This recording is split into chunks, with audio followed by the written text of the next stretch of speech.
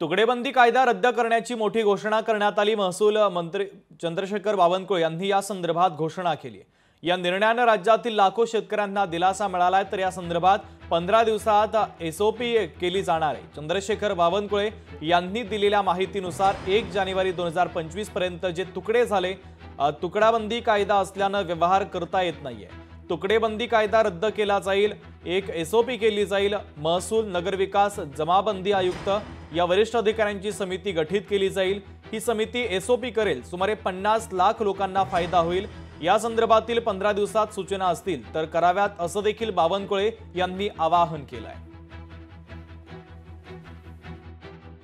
1 guntha 1000 square feet ज्यांचा तुकडा पडलेला आहे, प्लॉट आहे, ते प्लॉट रेग्युलराइज करण्याकरता, कायदेशीर करण्याकरता या नागरिक क्षेत्रामध्ये तुकडेबंदी कायदा निरस्त आम्ही करतो आहे।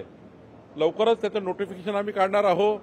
तुकडाबंदी कायद्यामध्ये सुधारणा आम्ही करणार आहोत आणि पुढच्या 15 दिवसामध्ये आमच्या एसीएस महसूल, एसीएस त्या ठिकाणी यूडी यांच्या समन्वयाने आमचे आयजीआर, जमाबंदी आयुक्त हे एक आम्ही या ठिकाणी समिती तयार करून तुकडेबंदी कायदा निरस्त झाल्यावरही उद्या दलालाचा सुळसुळाट होऊ नये, यामुळे दलाल त्या ठिकाणी मोठ्या प्रमाणात फायदा उचलतील आणि म्हणून सोप्या साध्या पद्धतीने हे 1000 फुटाचा घर किंवा प्लॉट हा कायदेशीर करण्याकरता आणि 1 जानेवारी 2025च्या पूर्वीचे सर्व जे तुकडे झाले आहे ते कायदेशीर करण्याचा निर्णय आज राज्यातल्या 5 लाख परिवाराकरता आम्ही घेतलेला आहे। तुकडेजोड तुकडेबंदी कायदा त्यानुसार आज मी लक्षवेधीद्वारे सभागृहाचं लक्ष वेधलं असता राज्याचे महसूल मंत्री आदरणीय बावनकुळे साहेब यांनी त्यामध्ये नगरपालिका असेल, नगरपंचायत असेल, महापालिका क्षेत्राच्या जवळील ज्या भागामध्ये तुकडेबंदी कायद्याचं उल्लंघन करण्यात आलंय त्या भागातील राज्यातील जवळपास 50 लाख नागरिकांना याचा फायदा होणार आहे।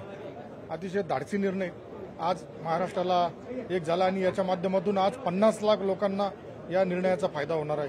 त्यामुळे निश्चितच येत्या 15 दिवसामध्ये बावनकुळे साहेबांनी सभागृहात सांगितलंय 15 दिवसामध्ये एक एसओपी बनवली जाईल। त्या एसओपीच्या माध्यमातून तत्काळ हा निर्णयाची अंमलबजावणी केली जाईल।